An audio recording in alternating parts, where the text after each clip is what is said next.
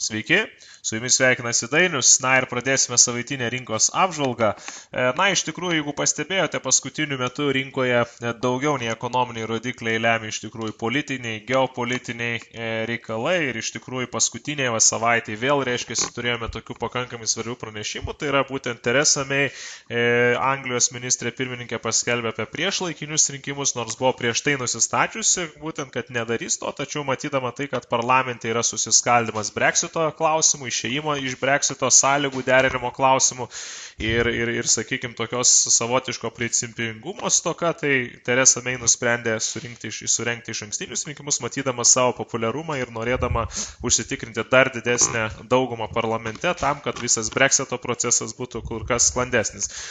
Kitas dalykas, tai atėjo Prancūzijos rinkimai, Prancūzijos prezidento rinkimai, kurių taip pat rinka laukia jau iš anksto. Visada iš tikrųjų savaitę prieš kokius rinkimus jau tą klausimą stengiuosi daugiau mažiau pamiršti, kadangi rinkų yra tas pasakymas pirk per gandus, parduok per faktus. Rinka iš anksto formuoja tam tikrą sentimentą, ir rinkos lūkesčiai matosi, kad nėra aiškaus apsisprendimo, kaip ir būtent apklausos rodo. Tai iš tikrųjų galima tik tai įvardinti keletą scenarijų, kurie būtų rinkai tikrai, galima sakyti, blogas scenarijus ir būtų geras scenarijus. Blogiausias scenarijus būtų tai, kad į antrą turą, kadangi čia pirmasis turas, antrasis turas gegužės 7 dieną, todėl netgi, sakykime, visas toliau ir gegužės mėnesio pradžia bus politika, kuri įtakos euro-dolerio valiutų poros judėjimus. Ir bendrai euro-dolerio valiutų pora paskutiniu metu labai daug intervalinio judėjimo, pakankamai mažose tose range'uose judesiai, tai nėra pati įdomiausia, sakykime, instrumentas, pats įdomiausias prekiauti. Tai pats blogiausias scenarius būtų, jeigu išeitų į antrą turą Le Pen ir Filonas arba Mélenchonas, tai yra būtent tokie kandidatai, kurie linkia į kraštutinumus, kraštutinio pažiūrų kandidatai.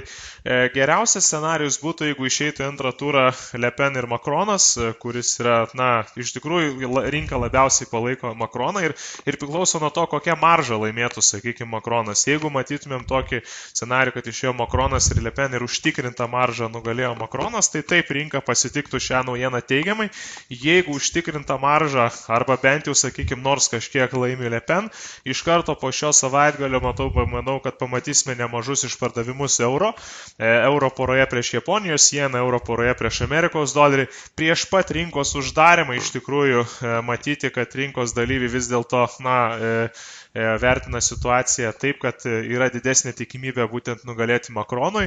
Ar tai nedidelė maržom, ar tai didelė maržom, visą tai matysim. Jeigu didelė maržom Macronas laimėtų, tai iš tikrųjų duotų stiprų palaikymą euro Japonijos jenos valiutų porai, eurą prieš Šveicarijos franką taip pat stipriai palaikymą duotų. Paskutiniu metu matėme, kad jau rinka pradeda po truputį atidirbinėti tą naujieną, tikintis, kad būtent nebus kažkokių tai kraštutinių kandidatų išrinkimo.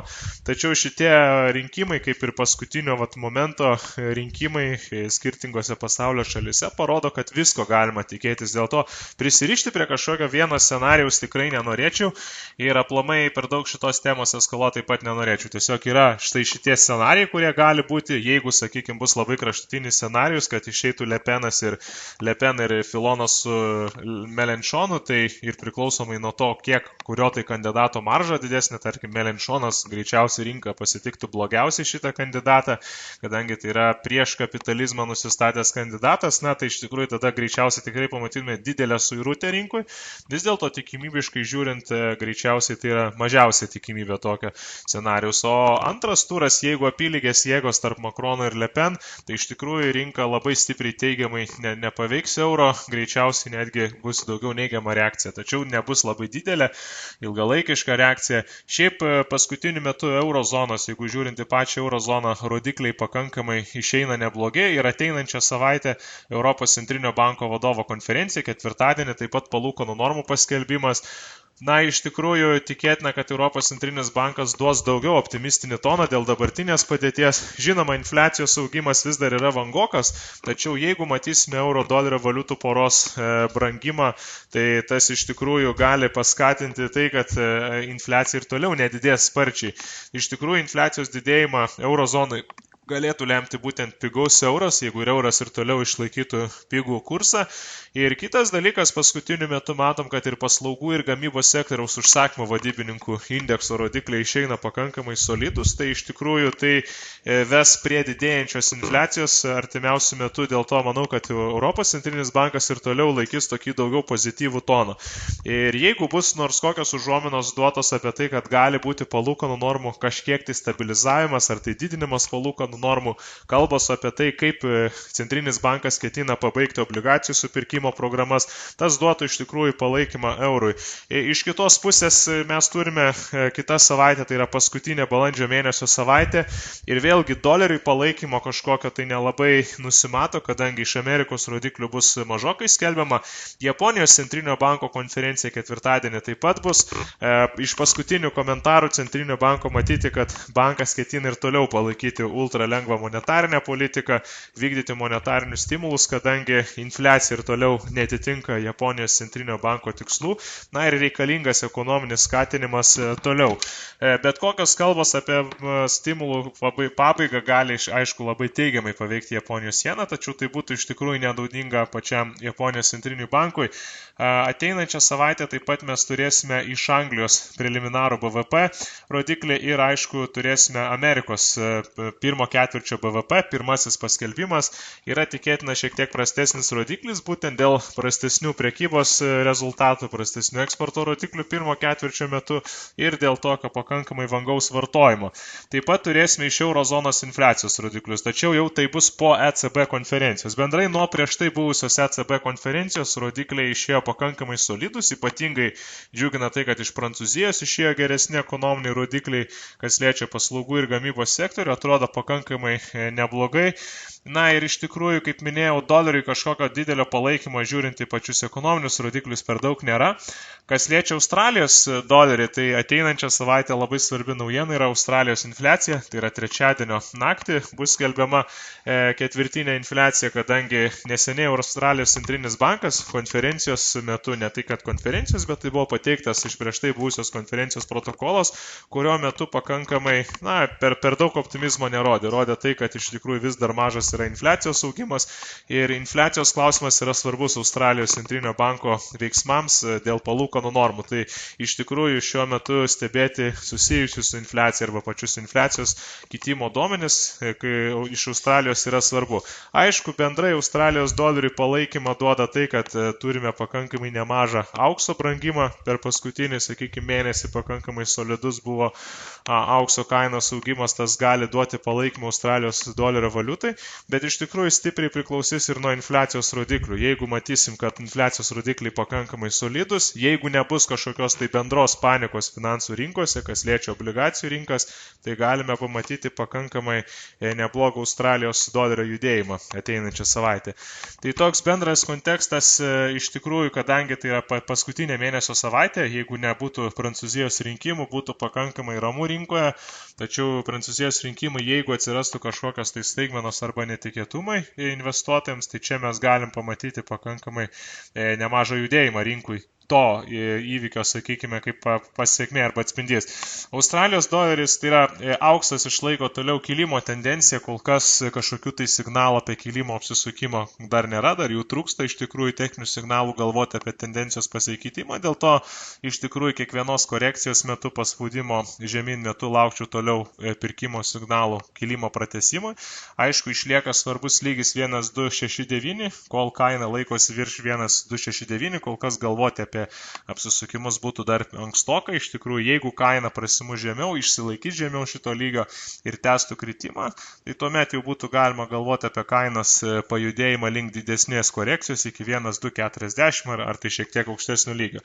Kas liečia euro dolerį, mes turime dvipusio judėjimo kontekstą tiek dideliuose grafikuose, tiek vidutinio laikotarpio grafikuose ir šiuo metu ryžtis prie kažkurios tai vienos krypties būtų rizikinga ir nebūtų iš tikrųjų protinga techninių signalų prisirišimui prie vienos krypties taip pat nėra.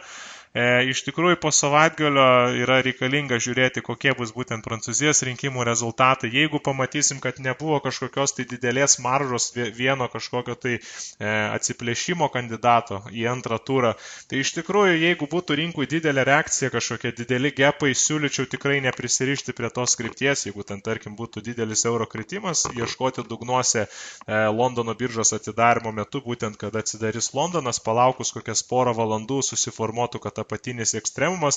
Jeigu atvirkščiai šuolis į viršų didelis, vėlgi tai nebūtų didelio palaikymo, jeigu nebūtų didelių maržų atsiplėšimo, tarkim, Makrono. Jeigu didelės maržos atsiplėšimo Makrono, tai iš tikrųjų vėlgi kilimų į vietos yra ribota iki 1,0850, kažkur tai iki šito lygio. Ir tada jau žiūrėsim, jeigu kaina išsilaikys virš 0,900, bus galima galvoti apie kilimo pratęsimą, bet jau čia tam turėtų būti iš tikrųjų pasibaigę ir Prancūzijos rinkimų rezultatai. Kol kas tikėtina, iki gegužės 7 dienos turėsime pakankamai nemažai dvipusio judėjimo, tiesiog intervalas arba jisai išsiplės, arba jisai dar labiau susilpnės, kuris yra dabar. Kas liečia Anglijos svarą, iš tikrųjų rinka labai teigiamai įvertina naujieną iš ankstinių rinkimų naujieną, tai yra būtent toksai kaip ir labai aiškus būtų Anglijos apsisprendimas, na, o rinka iš tikrųjų visada mėgsta, kada yra kažko tai daroma iš politinės pusės, kažkas tai daroma labai kryptingai ir nuosekliai. Laikantis plano, kada nėra kažkokių tai staigmenų, nesutarimų tarp politikų, bet koks tas nesusitarimas, nesusikalbėjimas iš karto duoda neapibrėžtumą ir finansų rinkose tas irgi atsiskleidžia.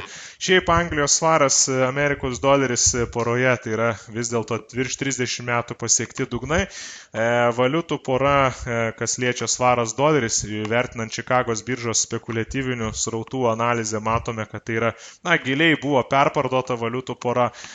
Kas liečia Anglijos svarą prieš Amerikos dolerį, tai iš tikrųjų, jeigu žiūrint situaciją prieš Brexitą, jau mes prieš Brexitą turėjome kainos judėjimą intervalinį, 700-800 punktų intervale kaina judėjo, Brexito žvakė didžiulis kritimas, vėlgi tas pats intervalas tokio paties dydžio ir vėlgi tas vadinamas flash crashas ir vėl tas pats intervalas. Tai iš principo mes turime jau situaciją, kada nuo 2016 metų mes turime sausio mėnesio, tai yra gaunasi jau pusantrų metų rinkos judėjimas visiškai yra intervalinis, tai yra visiškai viena kryptis, tai yra visiškai dvi kryptis judėjimas, negalima šito judėjimo vadinti krentančių trendų, nes jeigu nepataikysi į Brexito žvakę ir flash crasho žvakę, tai jeigu darysi tik selą pozicijas, neuždirbsi daugiau negu kad darydamas pirkimo pozicijas. Tai iš principo yra dvipusio judėjimo kontekstas, perpardavimas yra iš tikrųjų matomas dėl to, kad spekuliantai didieji, tie, kurie reiškia turi pozicijas savaitinėme, mėnesiniuose grafikuose, dar neskuba uždarinėti savo short pozicijų, trumpųjų pozicijų, dėl to rinkai, kol jie neuždarinėja short pozicijų, trūksta iš tikrųjų to impulso į viršų, nes visų pirma trendas pasibaigia tada, kada short prieš tai buvusios pozicijos bus uždaromos dideliais kiekiais, tas gali įtakoti didelį impulsą į viršų, na, o paskui, jeigu bus papildomas palaikymas, į rinką atkeliauja buliai. Tai iš tikrųjų tas žvakė, kurią mes turėjome praeitą savaitę, jinai tokia yra ryškiai ir didelė bulių žvakė. Per visą šitą judėjimą, tokių judėjimų buliškų buvo pakankamai mažai. Na, turėjome, sakykime, 2017 sausio mėnesį tokį didesnį judesį.